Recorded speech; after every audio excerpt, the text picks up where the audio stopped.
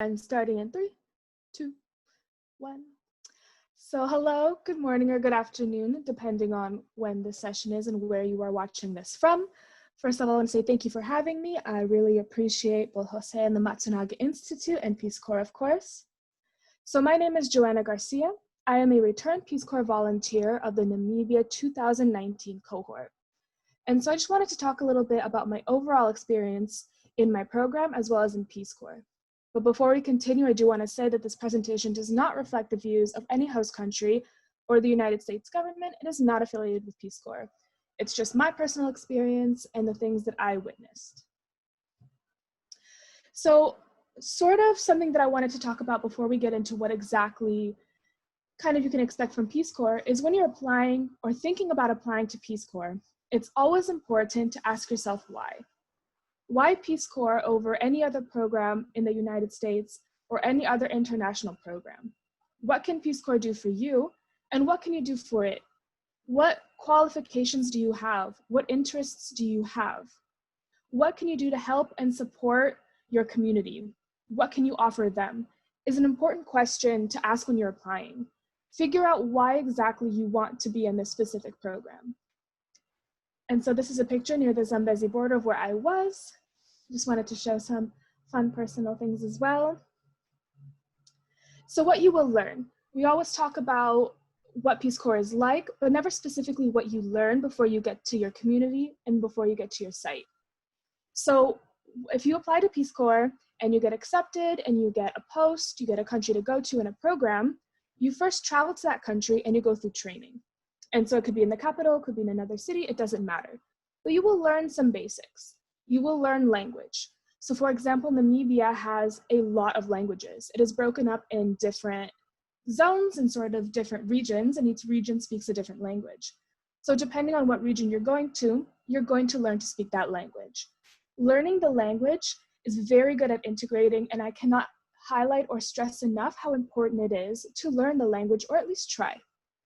You'll also learn safety and security, a lot of cultural awareness, because you have to remember, you are giving a lot of support, but you are also a guest in this country. So learning how to integrate, what that looks like, and how you are presenting yourself. Additionally, you're going to learn about your specific program. So I was a community health, HIV and AIDS program volunteer. So my specific program helped with the HIV and AIDS education awareness in Namibia. So you learn about what that program needs help from you with, so what you can do for the CHAP program, for example, but also what your local or host government wants as well. Because sometimes what the government needs and your program needs are different, but they're kind of parallel as well. So you learn how you can best support the Namibian government overall, or your host country overall, and your program. So that's me, and that is another volunteer, Cindy. And that's another friend, Jefta, and we are learning how to pronounce cooking and shopping basics in Sulozi. So it's very thorough. So finally, the experience. What will you expect? So first you have to remember that you are a guest in these communities. You are a guest in this country, and you are a guest in your organization. And also to remember that adjustment may take months. People get to their site, they get to their community, and it can take a while. And people have different levels of being able to adapt. And some people take weeks to fit in. Some people may take months. What's important, and you'll hear me talk about this a lot, is that your volunteer experience is extremely relative. So your adjustment may take longer than someone else, and it may take less time than someone else. It doesn't mean you're a better volunteer than anyone else. It doesn't mean anything. It just means that that is how you are doing. And you're also going to meet a lot of people that have different expectations from you. Some people know what a Peace Corps volunteer is, some people don't. You get to site and you realize their needs are different than what you thought they were. It's all about adjusting and welcoming that adjustment as well, because you are there to be supportive and to support. And also another thing that I did want to mention is that you might not have projects or work for your first few months. You might be in your community for maybe even 4 months and feel useless because you haven't helped start a youth program, you haven't helped continue a gardening program, but adjusting and integrating are very key and important parts of volunteering. So you might not have any formal work for the first few months, and that is completely fine. And again, it is going to look different from anyone else, which is fine. it does not mean anything, because you're also going to see that people will try to compete with your experience and your work. And it's very important that you don't let them. And this is also a very good skill to apply to your sort of real worlds back here in America. People are going to say, well, at my site, well, in my community, well, I did this, and it doesn't matter. The only thing that matters is what you're doing. So don't let anyone minimize the work that you do or try to interfere with your goals and your overall strategy. They're going to try to, but all experiences are relative. What you do in your community will be very different from someone else's. And that's fine, because you're adjusting to the needs of your community. And you're going to have a lot of stress as well. And the key is just to learn to manage it along the way. You can do the best you can to prepare beforehand, learn up de-studying or de-stressing techniques or reading books or talking to people. But the reality is you won't know how to manage your stress until you're in it. And that's fine. That's not a failure on your part. That's just how it is. So you will learn along the 2 years that you're there how to manage your stress.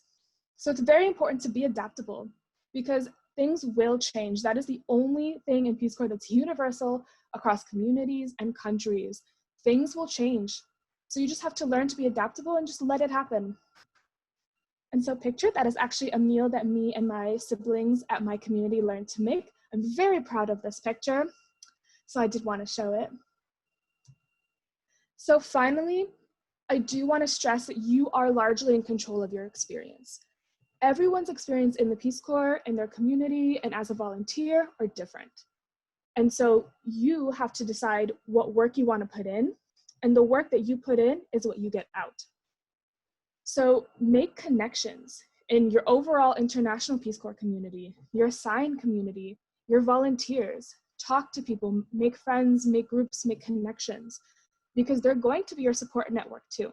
Because even though everyone's stress looks different and will manifest differently, people will still be feeling that same stress as you.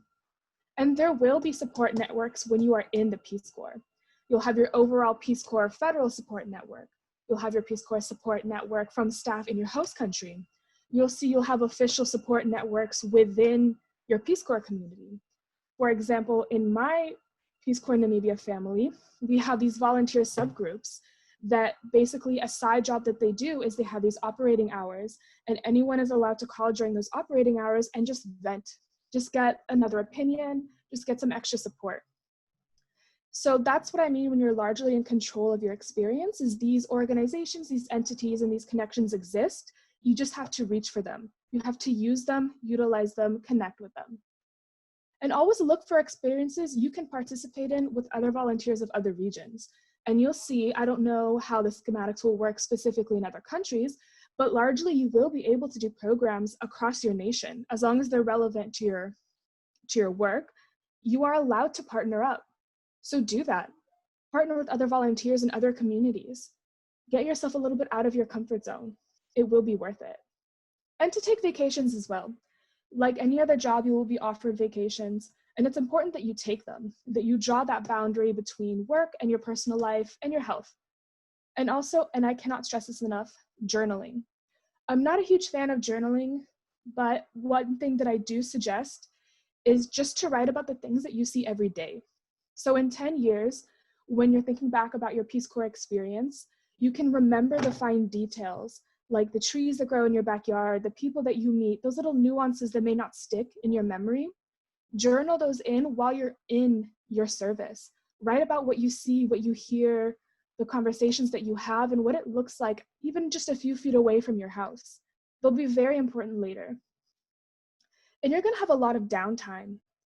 So it's important to strategize it. Look for ways to integrate in your community. Look for other jobs, other programs, other volunteers to connect with. And so this is a picture of me and another volunteer, and we actually took a vacation to Botswana, which is something that you can do. You can go to other countries. You don't have to stay inside your own country.